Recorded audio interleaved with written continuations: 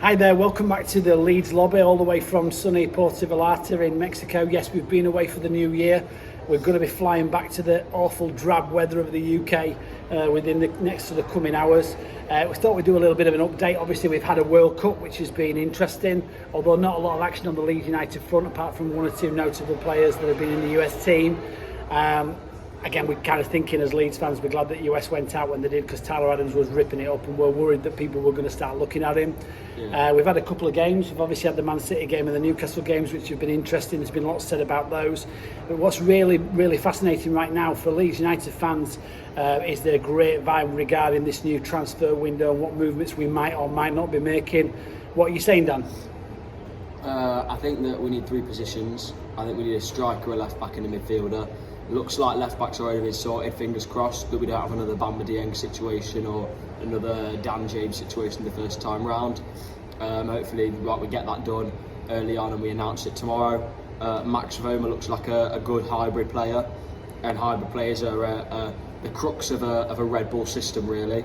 We're going to do another video on that at some point in terms of how hybrid players work in a Red Bull system. But I think Voma's a really good option as a long-term replacement for Cooper and to fill in at left back. I think we just now need to get a midfielder and a striker in. What do you think he brings to the side in terms of, I mean, is he like a marauding left back, kind of a wing back, or is he more of a defensive player? He's more of a defensive player, I think. He is definitely more a defensive left back. I think Marsh prefers defensive full backs, and people make it out like he loves these wing backs. He doesn't. Christensen's a defensive full back. Voma is a defensive fullback. All the left backs really that have been linked with him and Kai Wagner have been fairly defensive. I think that he brings leadership as well, because obviously he's Red Bull captain, so he really is a long-term replacement for Cooper if he's cover at centre back. So maybe you'll see us now moving Stroik permanently to left back, or making this guy an out left back. So let's have a think about what we then have at the back. So ultimately, first choice, I see it being Rasmus with the possibility of Ayling backing up in that position. We've obviously got Coco, I think is going to be the mainstays. That for me is it looks like we're giving him a new contract as well. Possibly the best centre-half at the club, with the exception of Stroud, who wasn't getting a chance at really playing centre-back on account of the fact he's having to play left-back. So we've got then cover at Cooper and Llorente are cover, possible addition of Cresswell if he comes back in the summer. And then at left-back we've got Thurpo, who shouldn't really, in my opinion, get an awful lot of minutes on account of the fact that he's just not good enough for the Premier League. His depth. And we've got Strauch and obviously the new signing, possibly at left back. Who do you see playing at left back? Do you see the new signing playing at left back, or do you see Strauch playing at left back? I see Roma playing at left back, and moving Stuart to centre half. Is he predominantly left back, or is he predominantly a centre half, this new player? Before this season he's been predominantly a centre back. Because of injuries though, Salzburg have moved him out to the left, and like pretty much every game this season he's played left back. Pretty much how we've deployed Strauch this season. So bearing in mind you've got two players there that are both centre halves that in truth have been filling in at left back. Obviously everybody's been screaming out for a left back and a centre half. Do you see that there's still a possibility in the window where maybe bringing somebody else in that left back role for depth? Or Graham Smith? Someone tweeted him and he put this is it for the left back sign. So this is the club sees this as the left back solution, as the solution to the left back problems. So I think he is going to be the left back that we've been calling out for. So what comes next? I think that if I had to say one player that I think is going to come in next, it'd be Shaqiri, the Switzerland international. Very similar player to Click, box-to-box midfielder type. Is he going to offer us more than Click offers us currently? Well, he's 21, and Sky Sports have just reported that we're really interested in him. We're going in for him. So I think that a midfield is going to happen, and a lot of people have been shouting out for Unahi. And I think Unahi is more likely to go to Leicester or Arsenal. But I think that Shaqiri is a good long-term replacement for Click, and I think this window is really going to be based on phasing out the old guard and getting long-term replacements in for the old players. Where does that leave us? I mean, we seem to be reasonably stacked. I mean, in terms of the wing positions, I mean, we've got obviously Sinistero, we've got Nonto, we've got Somerville, we've got Harrison. There's a lot of talk around Harrison potentially going to Newcastle. How do you see that panning out? I don't think he's going to go to Newcastle. I think if he does go, then it's not going to be for the money we were offered in summer. Maybe we should have just taken the 45 million in summer and gone and got Noah Lang. Was there ever really 45 million on the table for I him? think there was. I think there was from Newcastle. If we got that, we could have probably gone and got on maybe a Noah Lang or a Hakim Ziyech, or someone that's going to offer consistency. Maybe not Hakim Ziyech if you want about consistency, but we could have. The point is, we could have gone and gotten someone, maybe a younger player who's more talented than Harrison, because Harrison is a mediocre player in my opinion. How do you see things panning out up front?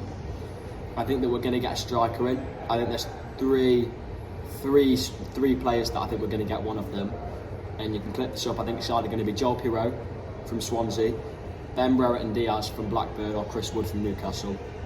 Yeah, I think Chris Wood had a particularly good game the other day when we played against Newcastle. He didn't have a good game. Newcastle looked awful in front of goal, which was pretty good. But having said that, I mean, we did frustrate them. I mean, the thing about it is, I've heard a lot of Leeds fans, particularly on Twitter, saying that we drew in that game because Newcastle were poor in goal. Newcastle poor in front of goal. Newcastle have not been poor in front of goal all season.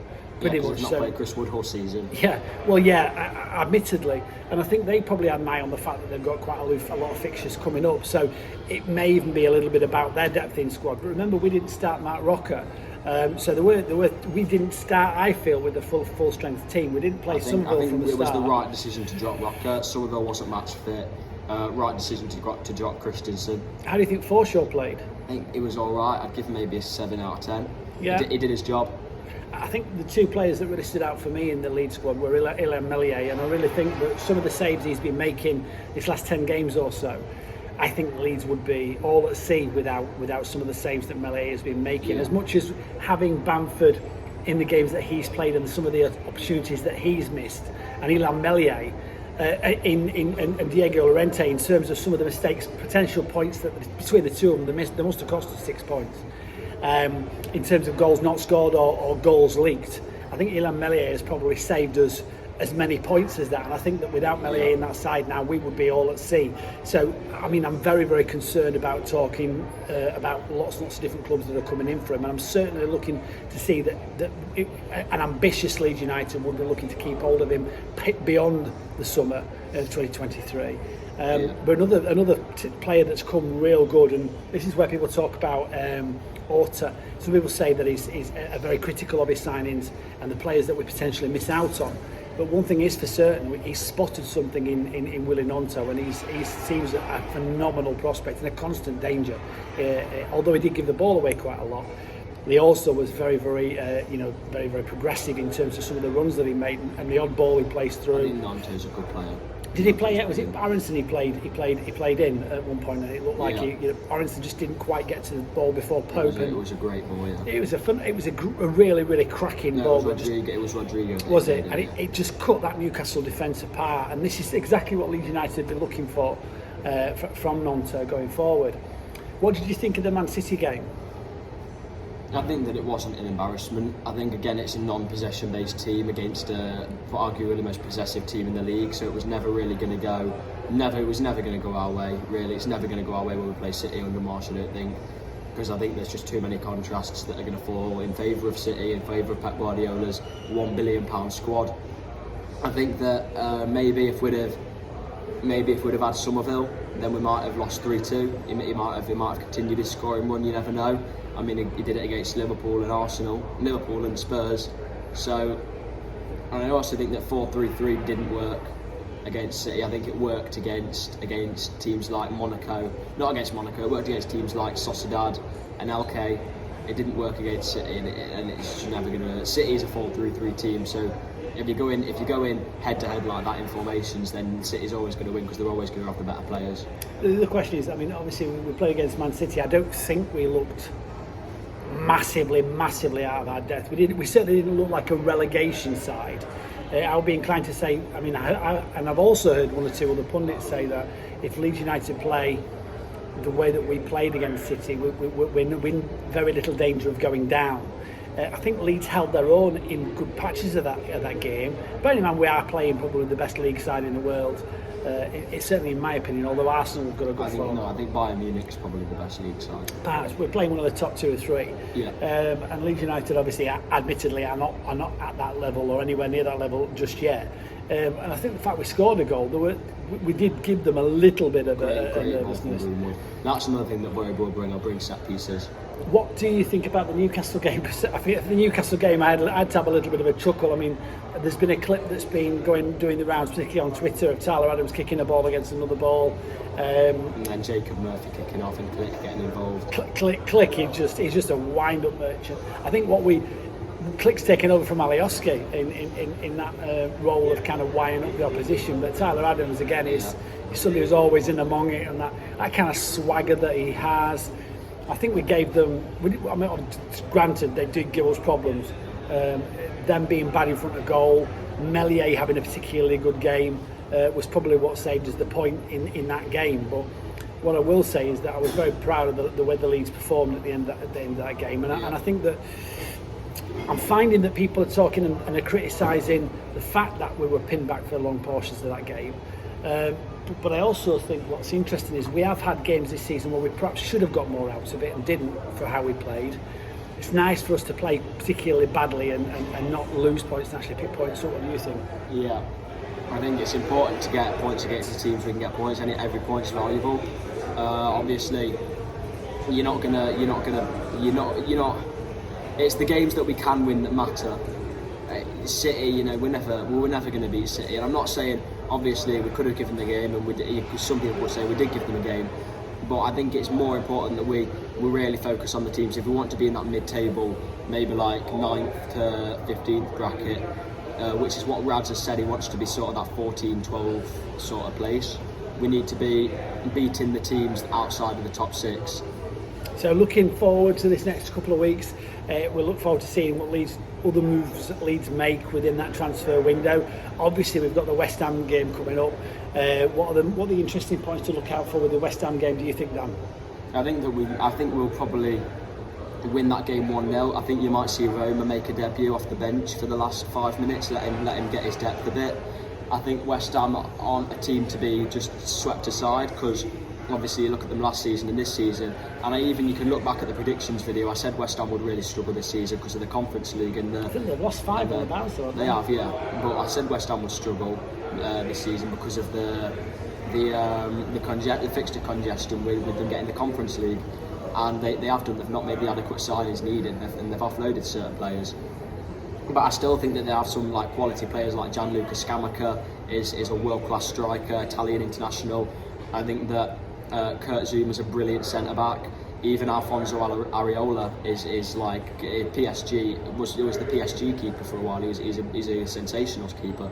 So I think it's really important not to think this is going to be an easy game going into it, because I think that it's going to be quite an end-to-end game, and I think they're going to cause us a lot of problems. I think this is the game where we have to pick 3 points up.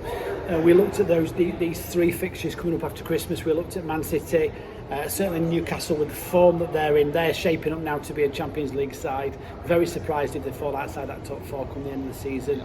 And West Ham, and I think we were looking at those 3 games and perhaps thinking that we'd have been happy with 4 points. It's certainly shaping that way, but the win is the win that we need to get from the next game. And I think that if we make that 3 points on the table, I think we're in decent form. What games have we got coming immediately after that? We've got Villa coming up, have we?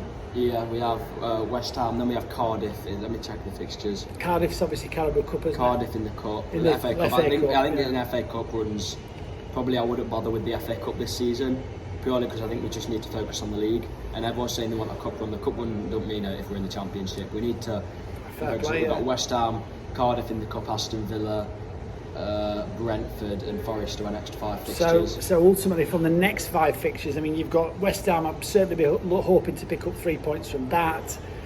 Villa, is it Villa at home or Villa away? Villa away. We played them at Ellen Road earlier on in the season. We've got to be looking for at least a draw from that. Brentford's always a tricky fixture for us. And then we've got Forest. So, we've got to be looking at 7 points from those sort of 5 fixtures. Yeah. And if we get 7 points from those 5 fixtures, I think we're going to be in decent shape for a mid-table finish.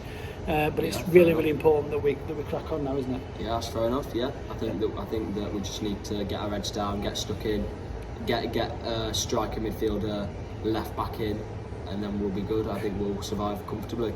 Bit of housekeeping. Obviously, if you've not already subscribed to the channel, please feel free to subscribe and also like and hit the notification bell. There's also another video series that we'll begin doing called Jack's Journey. Take a look at that. That's well worth a look. Obviously we're going to be looking at what we've got as a friend, as a Forest fan, and we're looking to try and convert to be a Leeds fan, but it's all in aid of Dan and his friend, who are going to be going to Borneo in 2024 with World Challenge and need to raise £7,600. There is a Just Giving link on that particular video. If you want to donate, that will be really, really helpful. Apart from that, we will probably be back certainly after the West Ham game. We're flying back on Tuesday, so yeah, it'll be after the West Ham game. And we'll do a review of that once we've watched it. But thanks ever so much for watching, and enjoy the rest of New Year. Bye bye now.